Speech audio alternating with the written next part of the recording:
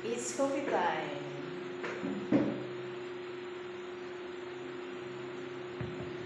Okay, it's alright. What's the time? Time check now.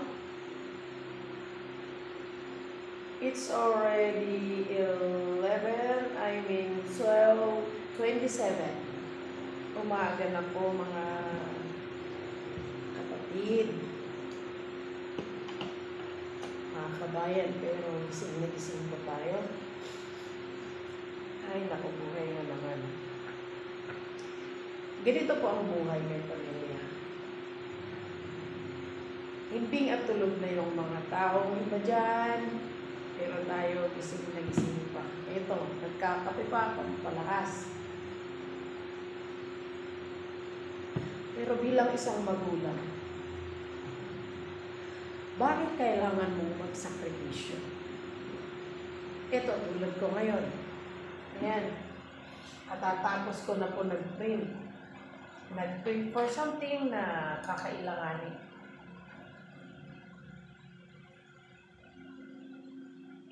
Lampas sa ating gabi na gising pa tayo. Magulang na naman. Ito yung sinasabi nila na responsibility.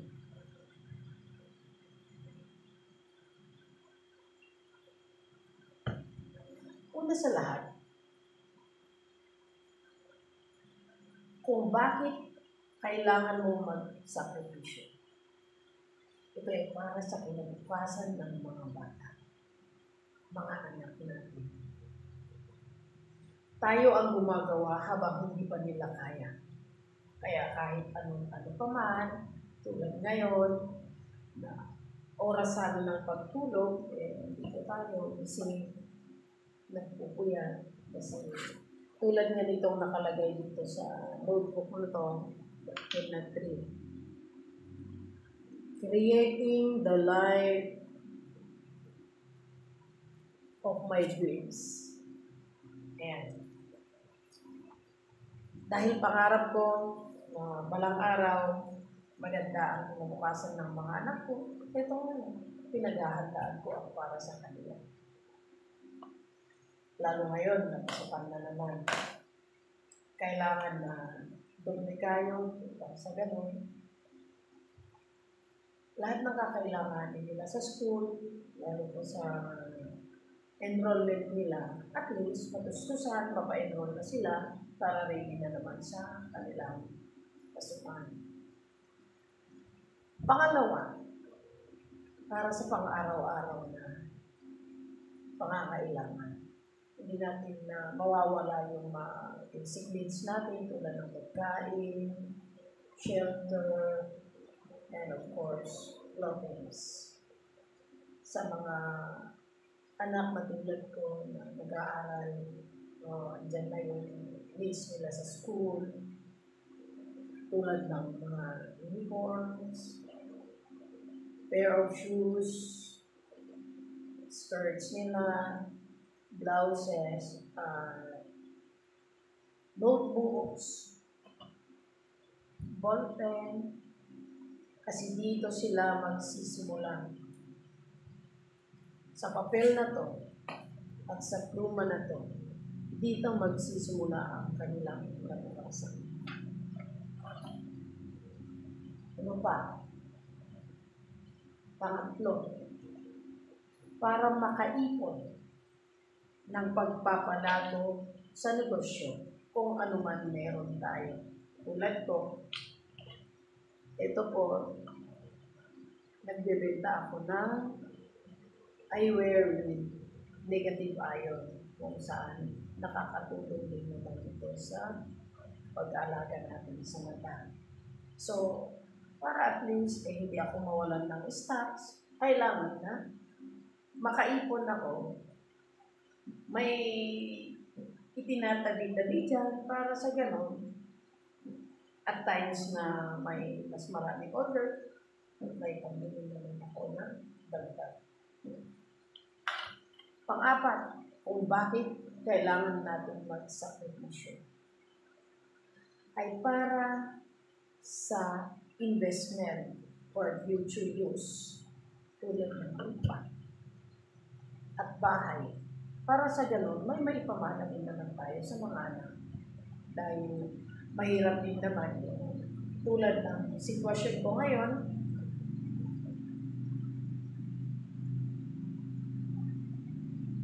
nagre-rentahan. Ang hirap. Meron yung darating minsan yung katapusan o yung due date mo na para magbayad ng renta mo, wala. Kaya ako nagdodobli kaya ngayon. Para sa gano'n, may tabi-tabi naman kahit pa paano upang makabili ng sariling lupa, sariling lote. Para pagdating ng panahon na may enough ng naipon, ay pwedeng makapagpatayo ng sariling bahay upang sa gano'n, hindi lagi-lagi na lang ay nagre-renta. At least naman darating yung time na may masabi kang sarili mong bahay kung saan malaya mong nararamdaman ang feeling na mayroon kang sariling tahanan. Kasi ako, ilang beses na kasi ako lumipat.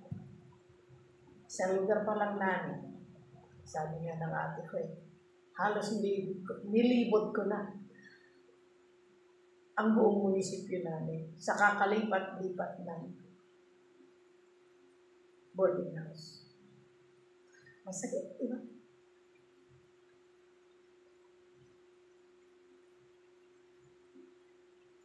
Maawa ka na lang sa sarili mo kung panahon ng bayaran. Kaya wala ka pang pambayad. Kaya, kailangan natin, habang kaya nating magtrabaho, doble kayo para makaipon ng kahit pa piso-piso. Pero ako hindi ko pa nasubukan na magtabi ng kahit piso dahil minsan kulang pa sa pang-araw-araw na pangangailangan. Pero pilit ko pa rin na uumpisahan. Panglima, para makaipon sa pagtanda upang hindi mabigat sa mga anak. Dahil kahit paghandaan mo ang kinabukasan ngayon ng mga bata, dapat hindi rin sila obligado na sa pagtanda mo tatanawin nila yung utang na loob nila na sila rin ang magpapahalaga at mag-aalaga sa iyo. Yung feeling na at least ikaw pa rin, ito, yung sarili mo, kaya mong alagaan, kaya mong may provide yung pangangailangan mo, lalo sa basic. Ako, ayaw kong maging mabigat sa kanila. Kaya, isa rin yun na gusto kong paghandaan. Kaya ako nagsasakripisyo sa ngayon. Ano't-ano pa at ang trabaho ko lang naman, walang regular na kukunan ng income kasi nasa direct selling tayo. Networking, kung may ino-offer ang mga kasamahan na medyo maganda doon, kaya wala pa tayong maayos na pinagkukunan natin. Kaya ang hirap. Pero ganun pa man, kailangan pa rin na kumilos tayo. Hindi yung magmukmuk lang dahil lalo tayong wala magmukmuk.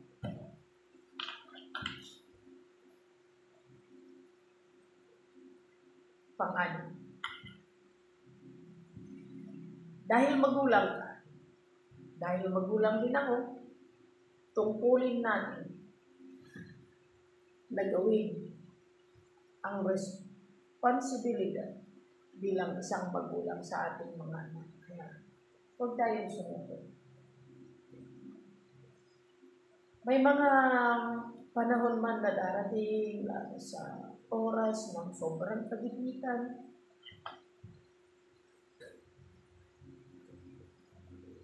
huwag tayong mag-self-pity, kundi gumawa pa rin tayo ng paraan, mag-isip ng paraan upang sa ganon, makaraket tayo. Sabi nga ng ilan, kung anong meron ka na hindi mo kailangan, pwede mong ibenta yan. Isang pagkapirahan yun. At least, mag-provide mo yung urgent na pangangailangan. Kaya, huwag tayong titigil na dumiskarte. Dahil, kung susuko tayo, walang mangyayari sa atin. Paano yung mga bata? Okay lang sana kung solo ka. Wala kang pinapakain, wala kang pinapalaki. Medyo konti ang responsibilidad mo. Pero bilang isang magulang, andyan na yung tungkulin natin. Dapat natin gawin para sa kanila. Dahil tayo lang ang tanging pag-asa nila upang sa ganun ay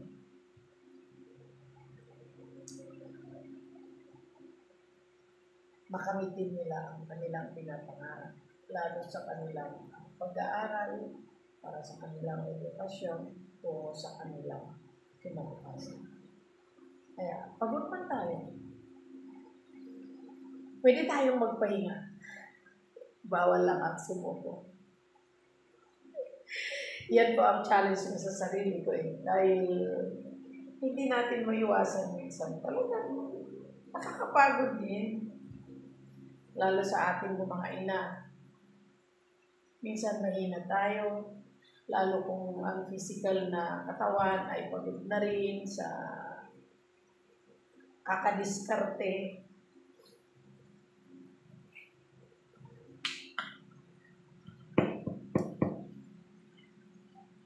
Minsan feeling din natin, bibigay na lang tayo. Pero, ako, sa mga anak ko, ako humuhugot ng lakas. Kaya, darating man yung mga pagsubok na minsan feeling ko lang, hindi ko kaya. Kasi, lalo pagka pera ang pinag-uusapan na on the spot, may kailangan ka. Halimbawa, sa bahay, naubusan ka ng gasol. Anong gagawin ko? Magluto ka, wala kang pagluluto. Hindi, mag-diskarte ka mo. Maghanap ka dyan ng mga kahoy, panggatong, gawin mo panggatong, magluto ka. Ganun. Hindi yung magmukmuk ka lang, lalo pag wala kang nakabursa na pera na pambili ng gasol. Di magkahoy ka muna, panggatong ka muna dyan. At least, makaraos man lang sa isang kainan. And then, maya mag-isip ka na naman ng paraan. Ano kaya gagawin ko? Saan kaya ako makikipag-sideline para magkaroon ng pambili? Ganun yun. So, at times like that, na minsan, magkakasabay ba naman yung hirap mo? Na kailangan mo ito, naubusan ka ng gasol, wala ka pang ulam. Tapos yung mga anak mo sasabihin, Mami, wala kaming pambili ng bond paper, pambili ng project na gagawin namin sa school. O yan, magkakasabay ng gano'n. Pero huwag tayong mawala ng pag-asa.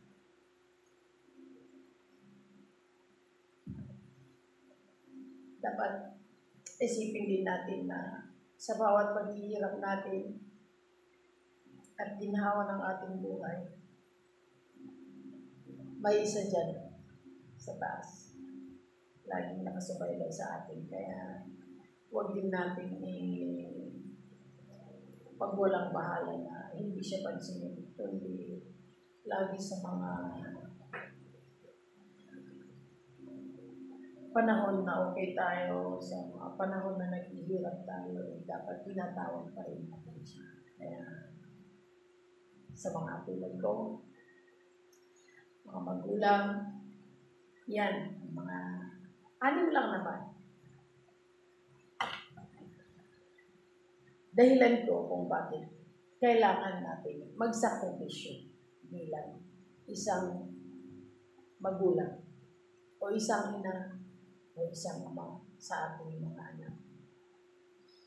Kung pagod man tayo, okay lang. Magpahinga lang. Basta importante, huwag po tayong sumuko. Ganun lang naman yan.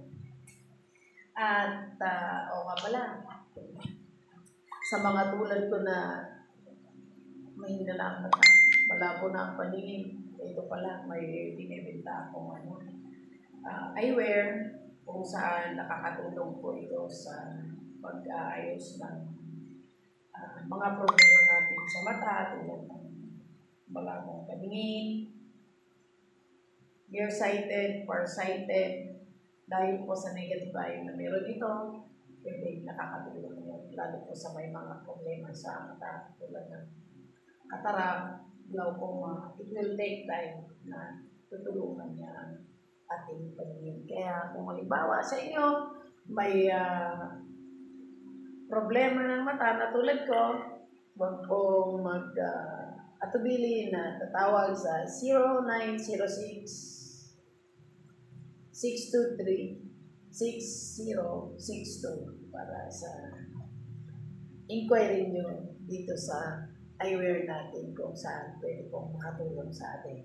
Ito po isang negosyo ko at mulit-muli sa susunod naman natin pag-content, may bagong produkto na naman tayo na ma-introduce na pwede po natin pagkakakitaan. So, yun na lang po. See you in the next vlog. Thank you!